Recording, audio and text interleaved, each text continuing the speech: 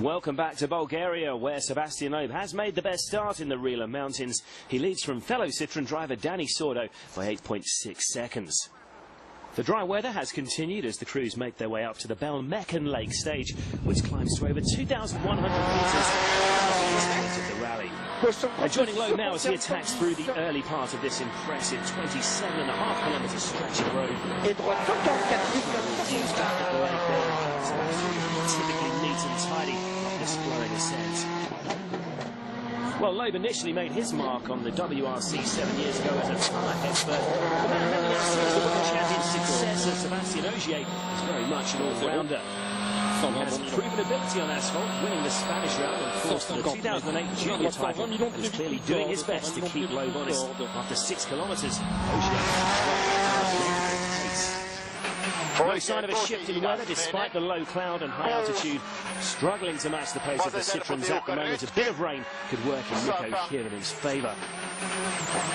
Another fast-flowing but still bumpy section here. Rhythm all important as he looks to carry speed through these corners. Then as he moves into the first stage match with the top 5. Up ahead in the stage, Loeb is already into the downhill section towards the finish. Trees flashing past as Seb reaches some breathtaking speeds, and he's responding well to Ogier's early pace in stage 2. The Citroëns already in a fight of their own. Kiernan is doing all he can to get back on terms. But look at this, Ford's number 1 is already well off Loeb's pace. He's hemorrhaging time here. Another 23.6 seconds down and another crushing blow for Hirvonen. This could be a long weekend for the Finn. Other than Loeb, Peter Solberg's the only former winner on tarmac events in the field. The world champion has plenty of ability on asphalt and has wasted little time getting in sync with new co-driver Chris Patterson. They set the second fastest time in stage 2. Kimi Räikkönen, meanwhile, continues to find his feet with impressive ease in his first tarmac round. It's obviously still a very different prospect to racing wheel-to-wheel on a Formula 1 circuit, but the former Ferrari star clearly has more natural feeling with the grip levels and sealed surfaces. He's quicker than his more experienced compatriots at board for the second stage in a row. It's been an incredible start to the rally for Kimi. Räikkönen remains in 5th place after stage 2, and Citroëns continue to lock out the top 5. The battle for second has taken an early twist, with Ogier passing Sordo. He's now ahead by 2.6 seconds. Up ahead, though, it's been a dominating display from Loeb so far. He leads by 16 seconds. Very good start. Feeling with the car was perfect, and I tried to push hard from the start. So now I'm very satisfied from what we have done for the month. How was your first competitive morning with a new co-driver? I think we both was very nervous for how it should be, and you know, going straight into a 31k stage is not easy. We were too careful, but I think we just have to learn each other how to get it to work. And halfway through the stage, it started to really, you know, get into each other. And second stage, that's it. We were just behind Loeb, and with a small mistake at the end of the stage, and that's I'm very pleased. Malcolm, you must be incredibly frustrated with the Ford's performance this morning. Yeah, I have to say I am. You can imagine that. In all honesty, we didn't expect to probably be challenging Sebastian, but we're certainly a lot further away than where we want to be. It appears, just looking at data and everything at the moment, that when it's a little bit damp and a little bit tricky, then we're okay. We're very competitive. But as soon as it gets onto the very fast, high-speed, open sections, then there's no question we're losing. It seems to be that's where we appear to be losing most of the time. Returning up to the mountains, and the afternoon sees a repeat pass over the challenging pair of stages used in the morning loop.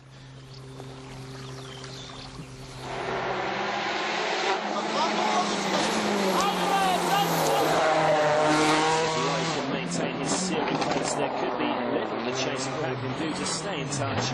140 corps de fond. Taking quick corners early in the back stage, but Sebastian looks completely unfazed as he keeps his foot planted firmly on the floor.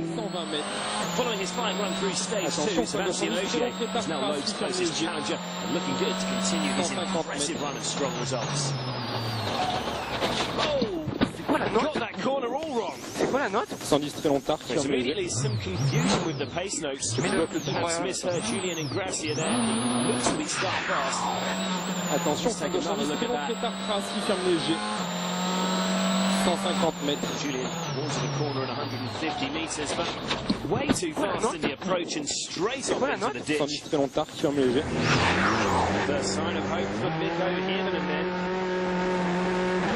With one of the Citroens slipping up, Mikko can push on to break into the top 5 for the first time. He's actually beginning to find some pace early in this second loop. He's really coming into his own in the twistier sections. Mikko finally finding the confidence to push in stage 3. Though Sebastian Ogier is still going nowhere. Completely wedged into the ditch. Some spectacular helping to push him out, but you can see from the clock he's already lost a lot of time. That's almost a minute lost there, and his second place is now a distant memory. Also having to take advantage of Ogier's slip of pace. Ben Solberg into the podium positions, another top 3 time at this stage.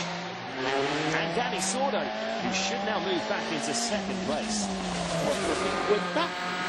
A fondo 50 y atención, frenar, derecha un poco lenta corta y situar, queda 2 lenta redonda, 30.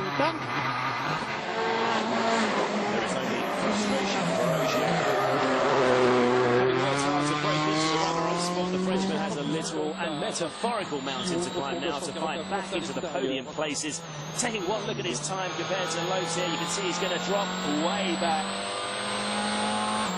Over a minute and 8 seconds lost. It's become a disappointing first day for Sebastian.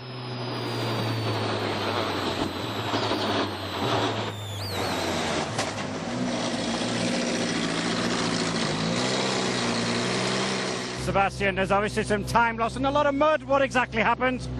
I didn't understand the note, and we go straight and we go out the road. It has been a much more satisfying stage for him and he's not really looking comfortable with every passing kilometre. The 4th cross this time secures him 5th place on the leaderboard. Mikko raising his game this afternoon, his fellow Finn Kimi Räikkönen beginning to feel the heat. Citroen Junior still showing his impressive pace, but his lack of experience at tarmac rallying against the show stage 3. Only managed the 6th fastest time, and that means Kievenen's closed right up. Mikko is now just 0.4 of a second behind Räikkönen, with the 3rd Finn on the leaderboard, Lappala just under 9 behind his teammate. Loeb continues to lead the way, with Sordo now 2nd, and Ogier plummets down to 7th after his costly mistake. So Loeb's showing again he's the man to beat on tarmac. We've seen that leads Bulgarian stages and fight. See you after the break.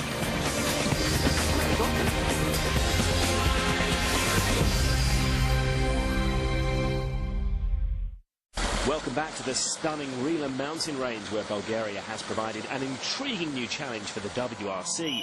Back to the front runners soon, but first a check on the drivers further down the leaderboard.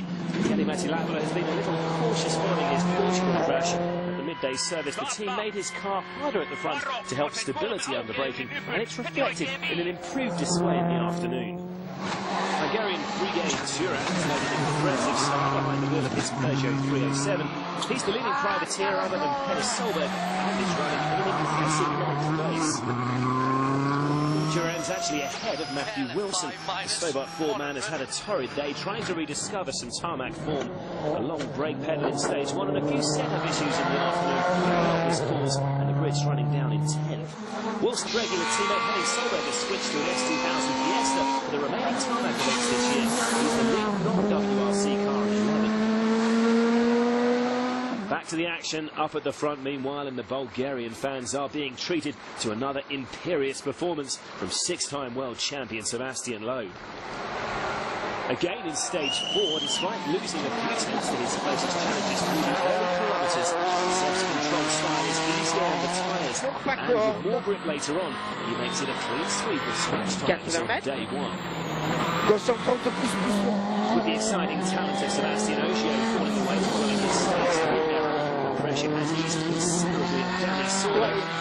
Ogier's recent form may have affected Danny's confidence, but it's been a strong start. Izquierda 7 a fondo, 30. Derecha 8 a fondo, acaba rasante a fondo, 60. Taking his time to bed in new co-driver Chris Patterson. It's been a slightly cautious opening day for Peter Solberg. He sets the third fastest time on the final stage despite a small tyre problem, and there could be more to come from Peter over the next 2 days. Big top 2. And left into 6 left minus extra long tight. Despite all their hard work on tarmac performance in the summer break, it's been a disappointing display by Ford and Nico Hirvonen so far. The Finn won't have been helped by the high-altitude stages on day 1. We saw in Mexico the Citroen C4 seems to operate better at altitude. Nico can at least set his sights on the 4th place. As long as the ice stays within days, Kimi should be able to handle the pressure. Beginning this stage just 4 tenths of a second ahead of Nico. He knows his position is under threat. Warned rain could be on the way. Kimi has opted for the soft compound tyre. He's currently up on Loeb's time through the early split times. Oh! He's completely misjudged that right-hander. Let's take another look. Just seems to completely misjudge the grip levels, and they slide off into the trees. Well, there are some slippery sections in this final run through Belmecken Lake, and Raikkonen's crash has proved how treacherous the roads are. Running immediately behind Kimi on the road is PG Anderson. Approaching the same corner now. You see Raikkonen skin arms off into the trees there. Anderson, like everyone else behind Kimi, gets a boost up the standings. The Swede now in 7th. Raikkonen and co-driver Kai Lindstrom are both thankfully unhurt, but that's a frustrating end to what had been an exciting tarmac debut. I just went too fast in the braking and couldn't stop, and there's a little bit sand, so I couldn't turn it, and just tried to with the handbrake, but it just was too much speed, so we flipped it on the roof in the ditch.